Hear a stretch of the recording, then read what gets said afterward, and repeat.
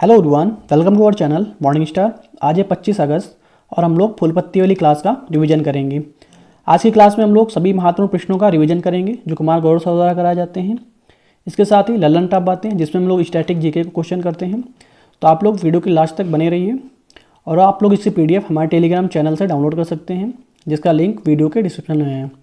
तो शुरू करते हैं। हम लोगों का पहला क्वेश्चन है, अजरबैजान शतरंज विश्व कप 2023 का उपविजेता कौन है? तो अभी हाल ही में अजरबैजान शतरंज विश्व कप का आयोजन हुआ है जिसके उपविजेता रहते हैं आर प्रज्ञानंद रहते हैं जो 18 वर्षीय चेन्नई के खिलाड़ी हैं। तो याद रखेंगे। और उपविजेता कौन रहता है? तो विजेता रहते हैं मैग्नस कार्लसन जो नॉर्वे के रहने वाले हैं और ये मैक्सिमम बार जो है विजेता रह चुके हैं। तो अजरबैजान का शतरंज विश्व कप का आयोजन जो है बाकू अजरबैजान में होता है, तो याद रखेंगे। और जो आर प्रज्ञानंद हैं वो भारत के दूसरे खिलाड़ी हैं जो फाइनल में पहुंचने वाले हैं। और जो पहले खिलाड़ी हैं तो विश्वनाथ आनंद हैं, तो याद रखेंगे, जो हमारे ग्रैंड मास्टर के नाम से जाने जाते हैं, तो विश्वनाथ आनंद। तो इनके बारे में याद रखेंगे। और जो ये प्रज्ञानंद हैं इनके बारे में भी याद रखेंगे। इन्होंने 2 प्लेयर को हरा के जो है फाइनल में पहुँचे हैं, तो याद रखेंगे। वे हम लोगों का महत्वपूर्ण विषय है। आगे देखते हैं महत्वपूर्ण ललन टॉप बातें। फीफा विश्व कप 2023 में विजेता कौन रहा है? तो इसमें विजेता रहा स्पेन और उपविजेता जो है इंग्लैंड रहा है, तो याद रखेंगे। और इसका आयोजन कहाँ पे होता है? तो आयोजन होता है ऑस्ट्रेलिया और न्यूजीलैंड में इसका आयोजन होता है, तो ये भी याद रखेंगे। विजेता टीम रहती है स्पेन और उपविजेता इंग्लैंड रहता है। पहली भारतीय महिला ग्रैंड मास्टर कौन है? तो वो हैं विजय लक्ष्मी। भारत का 83वें ग्रैंड मास्टर वो आदित्य सामंत बनते हैं, तो याद रखेंगे। 44वां शतरंज ओलंपियाड 2022 का आयोजन कहाँ होता है? तो इसका आयोजन होता है चेन्नई में, तो ये भी याद रखेंगे। नेक्स्ट क्वेश्चन है हम लोगों का, हाल ही में ब्रिक्स संगठन के नवीनतम सदस्य कौन बने हैं? तो ब्रिक्स संगठन के नवीनतम 6 सदस्य बनाए गए हैं। इससे पहले क्या था? तो इसके पहले ब्रिक था, तो उसमें 6 देश शामिल 4 देश शामिल थे। उसके बाद में साउथ अफ्रीका शामिल हो जाता है तो ब्रिक्स हो जाता है। अब जो है इसमें 6 देश और शामिल किए गए हैं जिनका क्रम यह है ईरान, सऊदी अरब, मिस्र, इथोपिया, UAE और अर्जेंटीना। तो इसमें 6 देश शामिल होते हैं, तो इनके याद रखेंगे। ईरान, सऊदी अरब, मिस्र, इथोपिया, UAE और अर्जेंटीना, तो याद रखेंगे। और ये जो है जनवरी 2024 से प्रभावी भी हो जाएगा, तो याद रखेंगे। और इसकी जो 15वीं बैठक 2023 होती है तो इसका होस्ट कंट्री कौन होता है? तो साउथ अफ्रीका इसका होस्ट कंट्री होता है 2023 में। ब्रिक की जो संकल्पना थी वो जिम ओ निल ने दी 2001 में, तो याद रखेंगे। तो पहले 2001 में क्या था? तो ब्रिक था, तो याद रखेंगे। 2001 में ब्रिक था जिसकी संकल्पना जो है जिम ओ निल ने दी। पहली बैठक जो है 2009 में रोक्तिनबर्ग जो है रूस में होती है, तो याद रखेंगे। और 2010 में दक्षिण अफ्रीका जो है इसका सदस्य देश बन गया, तो सारी चीज़ें याद रखेंगे। जब सदस्य देश बन गया 2010 में तो ये ब्रिक्स हो गया। SCO का नवीनतम सदस्य कौन है? तो नवीनतम सदस्य ईरान बना है, तो वर्तमान में 9वां सदस्य जो है ईरान बन गया है। तो SCO के कितने देश शामिल हैं? तो उसमें 9 देश हैं, इससे पहले 8 देश थे। और जो 2023 में इसे होस्ट किया है तो वो भारत ने इसे होस्ट किया है। आसियान का नवीनतम सदस्य कौन है? तो तिमोर लिस्टे जो है आसियान का नवीनतम सदस्य है और ये 11वां सदस्य देश बना है। तो वर्तमान में आसियान में 11 सदस्य देश हैं। IMF का नवीनतम सदस्य कौन है? तो एंडोरा जो है IMF का नवीनतम सदस्य है और इसमें 190 जो है देश हैं, तो 190वां देश कौन बना है? तो एंडोरा बना है। NDB का नवीनतम सदस्य कौन बना है? नेशनल डेवलपमेंट बैंक का, तो ये बना है मिस्र। नेक्स्ट क्वेश्चन है हम लोगों का, 69वें राष्ट्रीय फिल्म पुरस्कार में सर्वश्रेष्ठ अभिनेता के पुरस्कार के लिए किसे चुना गया है? तो 69वें राष्ट्रीय फिल्म पुरस्कार में सर्वश्रेष्ठ अभिनेता पुरस्कार के लिए अल्लू अर्जुन को चुना गया है। इनकी फिल्म थी पुष्पा, तो याद रखेंगे। अल्लू अर्जुन की फिल्म जो है पुष्पा द राइजिंग स्टार। वर्ष 2021 की फिल्मों के लिए सूचना एवं प्रसारण मंत्रालय द्वारा इसे दिया गया। बेस्ट एक्ट्रेस का अवार्ड जो है आलिया भट्ट को दिया गया गंगूबाई के लिए और कृति सेनन को दिया गया मिमी के लिए, तो याद रखेंगे। जो आलिया भट्ट की फिल्म थी गंगूबाई, इसके लिए इन्हें जो है राष्ट्रीय फिल्म पुरस्कार से सम्मानित किया गया और कृति सेनन को मिमी फिल्म के लिए सम्मानित किया गया। सर्वश्रेष्ठ निर्देशक कौन है? तो निखिल महाजन जो है सर्वश्रेष्ठ जो है निर्देशक के लिए इनको पुरस्कार प्राप्त हुआ है, इनकी मराठी फिल्म गोदावरी के लिए। सर्वश्रेष्ठ फीचर फिल्म कौन है? तो रॉकेटरी द नंबूदरी स्टार, ठीक है, तो याद रखेंगे। रॉकेटरी जो नंबूदरी के बारे में वो फिल्म है जो R माधवन के द्वारा दर्शाई गई है। सर्वश्रेष्ठ फिल्म का नरगिस दत्त पुरस्कार किसे प्राप्त हुआ है? तो कश्मीर फाइल्स को नरगिस दत्त पुरस्कार प्राप्त हुआ है। सर्वश्रेष्ठ बाल फिल्म कौन सी है? तो गांधी एंड कंपनी जो है सर्वश्रेष्ठ बाल फिल्म है। सर्वश्रेष्ठ हिंदी फिल्म के लिए किसे पुरस्कार प्राप्त हुआ है? तो सरकार ऊधम सिंह को प्राप्त हुआ है। राष्ट्रीय फिल्म पुरस्कार की शुरुआत कब से होती है? तो 1954 से राष्ट्रीय फिल्म पुरस्कार की शुरुआत होती है। और पहली फीचर फिल्म कौन थी? तो श्यामजी जो है मराठी की एक फिल्म थी, तो वो जो है पहली फीचर फिल्म थी इनकी। 1967 में फर्स्ट टाइम जो है बेस्ट एक्टर का पुरस्कार किसे प्राप्त होता है? तो उत्तम कुमार को बेस्ट एक्टर का पुरस्कार प्राप्त होता है। और बेस्ट एक्ट्रेस का तो नरगिस को बेस्ट एक्ट्रेस का पुरस्कार प्राप्त होता है।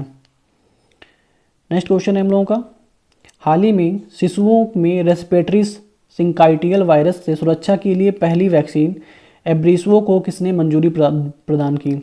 तो शिशुओं में रेस्पिरेटरी सिंकाइटियल वायरस की सुरक्षा के लिए पहली वैक्सीन एब्रीसो को किसने मंजूरी प्रदान की है? तो अमेरिका ने इसे मंजूरी प्रदान की है, जो शिशुओं में श्वसन तंत्र से संबंधित बीमारियों के लिए है। तो याद रखेंगे गर्भावस्था के अंतिम सप्ताह में इसमें टीका प्रदान किया जाएगा, और जिसका निर्माण जो है फाइजर कंपनी के द्वारा किया गया है। तो सारी चीज़ें याद रखेंगे। सार्स, तो सार्स को बोलते हैं सीवियर एक्यूट रेस्पिरेटरी सिंड्रोम। पौधे श्वसन के दौरान गैस ग्रहण करते हैं, तो कौन सी गैस ग्रहण करते हैं श्वसन के दौरान? तो ऑक्सीजन ही ग्रहण करते हैं।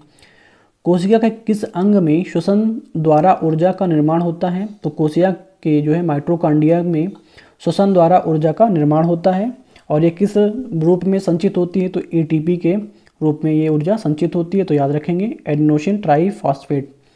श्वसन तंत्र की इकाई क्या है? तो एल्बुलाई जो है कोशिका में ये इसकी इकाई है, एल्बुलाई कोशिका। इसरो किसके सहयोग से चंद्रमा पर अगला मिशन ल्यूपेक्स भेजेगा? तो इसरो जो है ल्यूपेक्स मिशन भेजेगा, जो अगला मिशन होगा उसका चंद्रमा पे, तो वो जाक्सा की सहायता से जो है ल्यूपेक्स मिशन भेजेगा। जाक्सा जो है एक जापान की स्पेस एजेंसी है, तो याद रखेंगे। और ये 2024 में से लॉन्च करेगा। तो याद रखेंगे ल्यूपेक्स का फुल फॉर्म क्या होता है? ल्यूनर पोलर एक्सप्लोरेशन मिशन इसका फुल फॉर्म है। तो याद रखेंगे लूनर पोलर एक्सप्लोरेशन मिशन जो है इसका फुल फॉर्म है। चंद्रयान 3 जो ये 14 जुलाई को लॉन्च किया जाता है, LVM-3M4 के द्वारा इसे लॉन्च किया जाता है। निशार मिशन तो नासा और इसरो का मिशन है। तो याद रखेंगे निशार नासा और इसरो का मिशन है। NVS-01 ये GSLV F12 के द्वारा इसे लॉन्च किया जाता है, नेविगेशन से संबंधित उपग्रह था। आदित्य L1 ये सूर्य के अध्ययन के लिए जो है उपग्रह लॉन्च किया जाएगा, ये इसरो द्वारा लॉन्च किया जाएगा। चंद्रयान 3 के प्रोजेक्ट डायरेक्टर कौन है? तो ये पी वीर मुथवेल जो है इसके प्रोजेक्ट डायरेक्टर हैं। तो ये इंपॉर्टेंट क्वेश्चन है, तो याद रखेंगे एग्जाम की दृष्टि से इंपॉर्टेंट है। पी वीर मुथवेल जो है चंद्रयान 3 के प्रोजेक्ट डायरेक्टर हैं। बिजनेस 20 शिखर सम्मेलन कहाँ प्रारंभ होगा? तो बिजनेस 20 शिखर सम्मेलन जो है नई दिल्ली में प्रारंभ होगा, और ये 25 अगस्त से 27 अगस्त तक प्रारंभ किया जाएगा, यानी आज से 27 अगस्त तक ये चलेगा।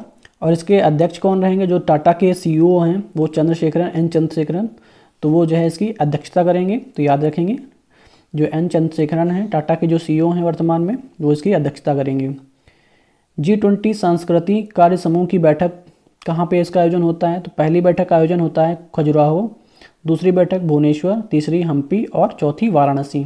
तो इनका क्रम याद रखेंगे खजुराहो, भुवनेश्वर, हम्पी, वाराणसी। G20 पर्यटन समूह की बैठक कहाँ पे होती है? तो पहली बैठक होती है कच्छ के रण में, याद रखेंगे, और तीसरी बैठक होती है जम्मू कश्मीर में।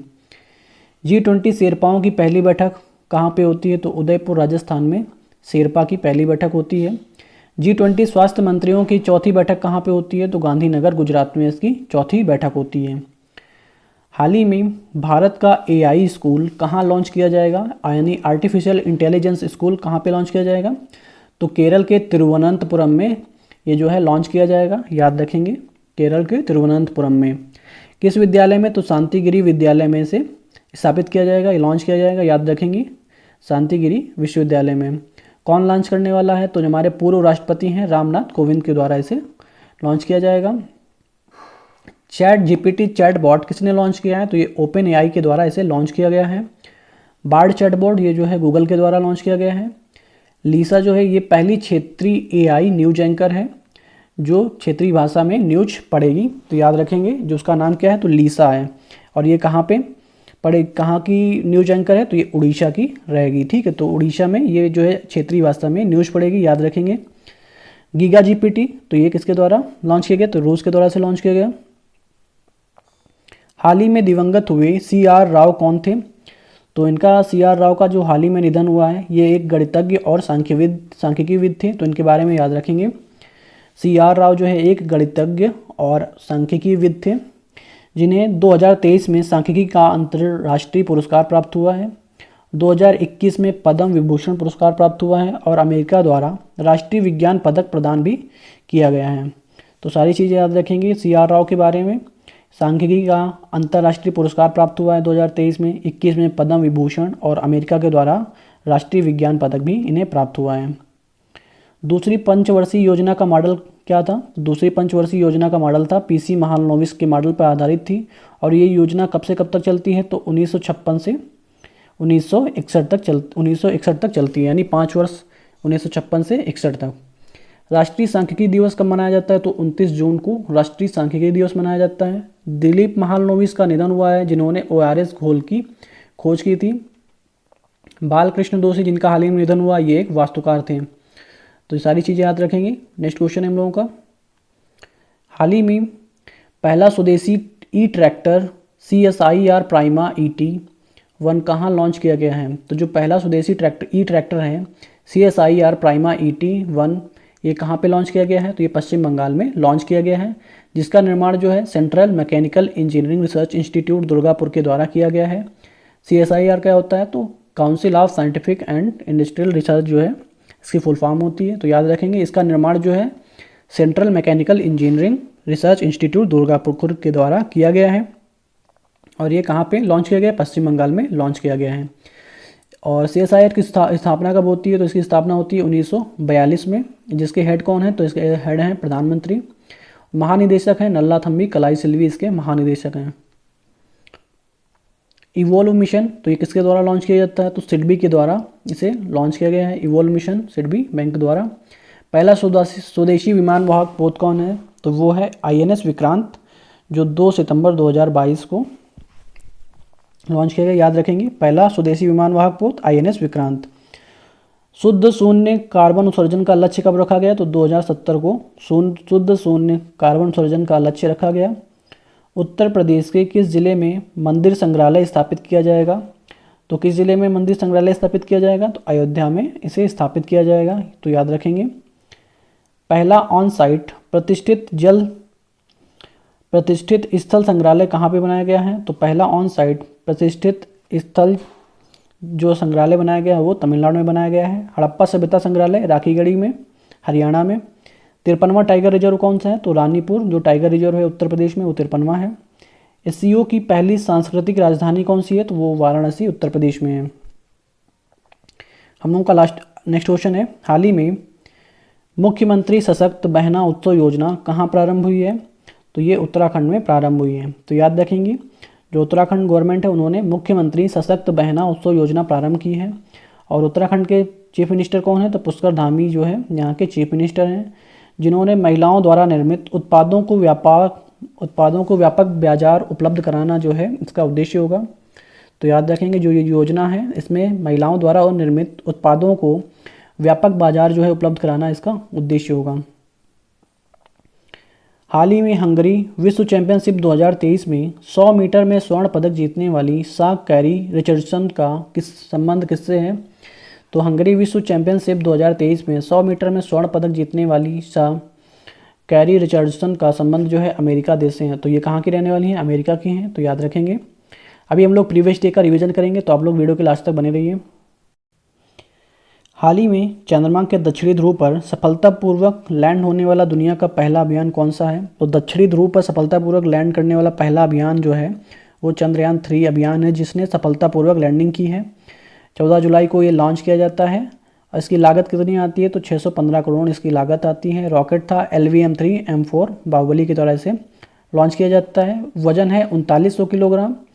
लैंडर का नाम है विक्रम, रोवर का नाम है प्रज्ञान, और इसमें एक आर्बिटर भी है जो चंद्रयान 2 में उपयोग किया गया था। और दक्षिणी ध्रुव पर लैंडिंग जो है 23 अगस्त को शाम 6:04 पे की है। तो याद रखेंगे, चंद्रमा पर लैंडिंग करने वाले जो देश हैं उसमें जो है भारत भी शामिल हो गया है। पहले नंबर पे अमेरिका, रूस और फिर चीन, और उसमें अब चौथे नंबर पे भारत भी शामिल हो गया है। अगर दक्षिणी ध्रुव पर बात की जाए तो उसमें जो है भारत जो है पहला स्थान पे आ गया है, तो याद रखेंगे। नेक्स्ट क्वेश्चन देखते हैं। हाल ही में थाईलैंड का नया प्रधानमंत्री किसे नियुक्त किया गया है? तो थाईलैंड का नया प्रधानमंत्री जो है श्रेथा थाउसिन को जो है नया प्रधानमंत्री नियुक्त किया गया है, और ये तीसरे क्रम के जो है प्रधानमंत्री हैं। तो याद रखेंगे थाईलैंड का नया प्रधानमंत्री श्रेथा थाउसिन। आगे देखते हैं, ऑस्ट्रेलिया के वर्तमान प्रधानमंत्री कौन है? तो एंथनी अल्बनीज जो है ऑस्ट्रेलिया के वर्तमान में प्रधानमंत्री हैं। जापान के पीएम फूमियो किशिदा। भारत के कैग कौन है? तो गिरीश चंद्र मुर्मू। और सीएजी किसमें आता है? आर्टिकल नंबर 148 से 151 में। Attorney general article number 76। और कौन है वर्तमान में अटॉर्नी जनरल? तो वो हैं आर वेंकट रमणी।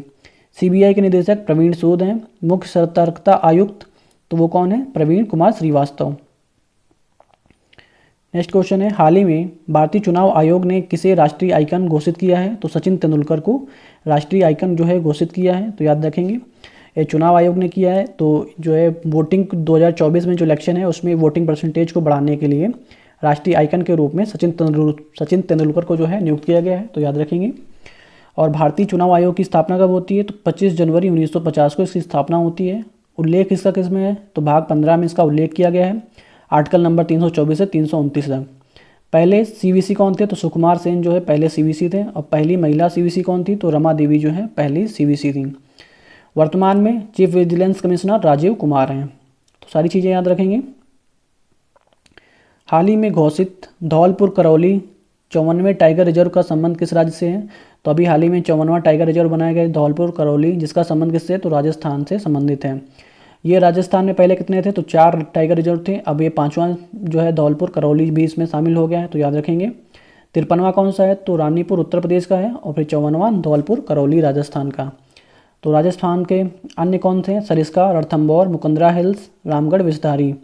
ठीक है, तो याद रखेंगे। हाल ही में किसे राष्ट्रीय हरित न्यायाधिकरण अध्यक्ष पद पर किसे नियुक्त किया गया है?